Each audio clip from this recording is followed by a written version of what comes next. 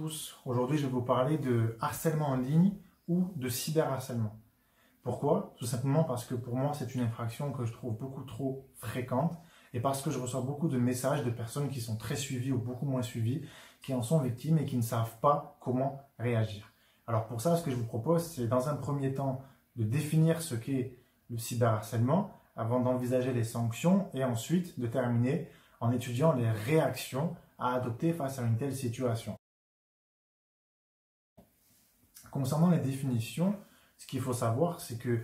le délit de cyberharcèlement n'existe pas à proprement parler. Le cyberharcèlement n'est que le prolongement des notions de harcèlement moral ou sexuel. Et le fait que ce harcèlement soit commis par le biais d'une plateforme numérique ne sera qu'une circonstance aggravante. Alors qu'est-ce que le harcèlement moral? Le harcèlement moral est défini à l'article 222-33-2-2 du Code pénal comme étant le fait pour une personne de harceler une autre personne par des propos ou comportements répétés ayant pour objet ou pour effet une dégradation de ses conditions de vie se traduisant par une altération de sa santé physique ou mentale. Et là,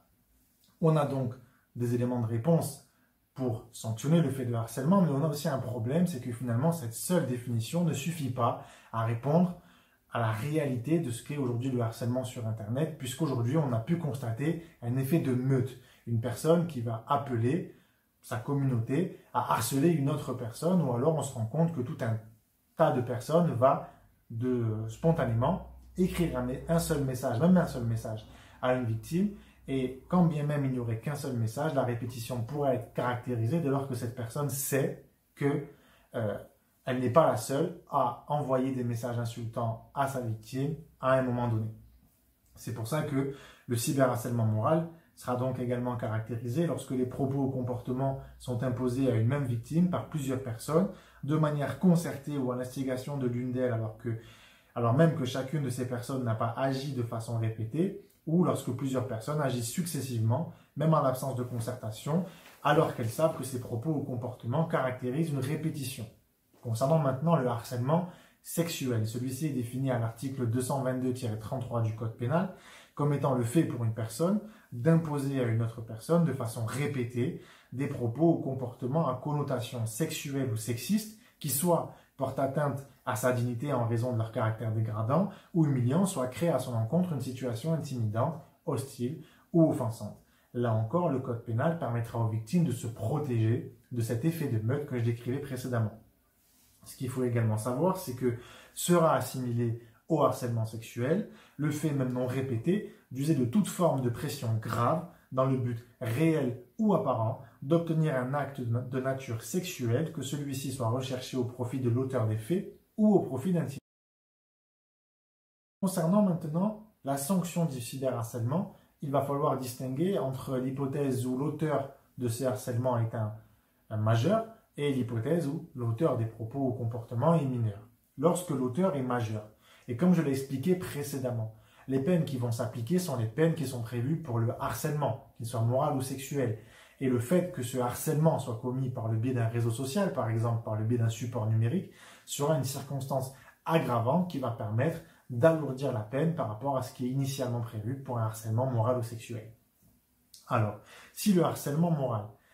est un cyberharcèlement moral, alors il sera puni de 2 ans d'emprisonnement et de 30 000 € d'amende. Et cette peine sera portée à 3 ans d'emprisonnement et à 45 000 € d'amende lorsque cette première circonstance aggravante, qui est le fait que ce harcèlement soit commis sur une plateforme numérique, se cumulera avec une autre circonstance aggravante, par exemple le fait que la conséquence sur la victime soit une interruption temporaire de travail supérieure à 8 jours, ou lorsque la victime sera par exemple un mineur âgé de moins de 15 ans. Ensuite, concernant le harcèlement sexuel, lorsque ce harcèlement sexuel est finalement un cyberharcèlement sexuel, alors la peine qui est prévue sera maximum de 3 ans d'emprisonnement et de 45 000 € d'amende. Lorsque l'auteur des propos ou des comportements sera une personne mineure, les peines seront évidemment moindres. Et alors si l'auteur est un mineur de plus de 13 ans et que sa victime a plus de 15 ans, alors la peine qui est prévue, la peine maximale encourue sera d'1 an de prison et de 7 500 € d'amende. Et cette peine ne sera que de 18 mois d'emprisonnement et de 7 500 € d'amende lorsque la victime aura moins de 15 ans et que l'auteur sera toujours un mineur âgé de plus de 13 ans. Concernant les mineurs âgés de moins de 13 ans, les peines relèvent d'un régime spécifique que je ne vais pas traiter dans cette vidéo. Ce qu'il faut également savoir, c'est que souvent, ce que les victimes m'expliquent, c'est que finalement, elles n'ont pas forcément envie de porter plainte parce qu'elles considèrent que le harcèlement est une infraction trop difficile à prouver et qu'elle est trop peu souvent retenue, en tout cas devant les juridictions. Et ce que j'ai envie de répondre à ça, c'est que vous avez perdu dès lors que vous êtes à l'initiative d'aucune action. Par contre, sachez que lorsqu'un auteur d'harcèlement s'adresse à vous, il est souvent coupable de plus d'une seule infraction. Il n'est pas seulement coupable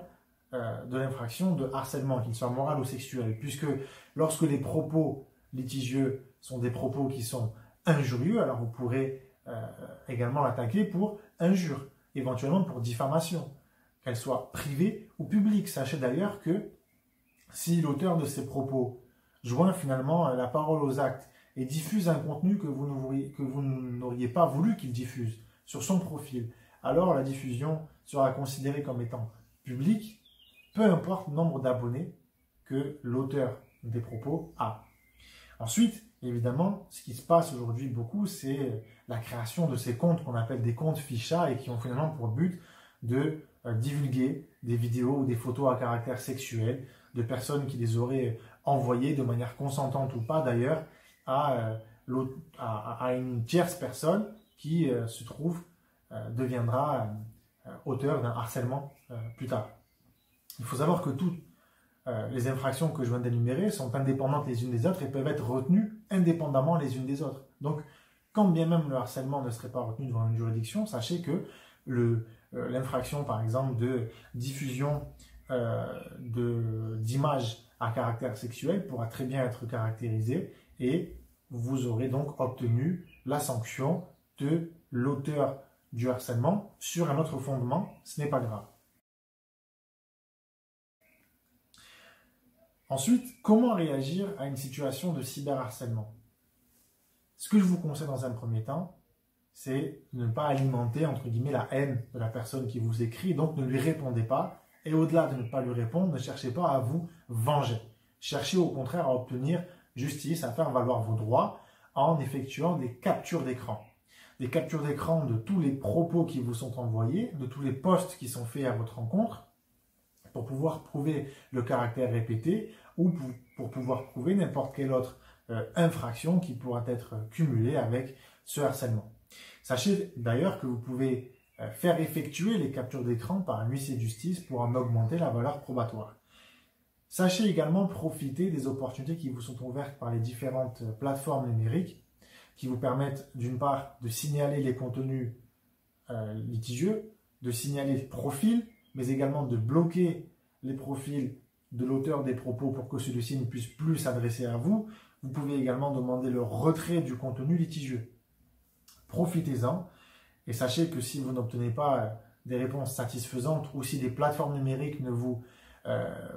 permettent pas d'effectuer les différentes actions que je viens d'énumérer, alors vous pourrez également engager la responsabilité de l'hébergeur.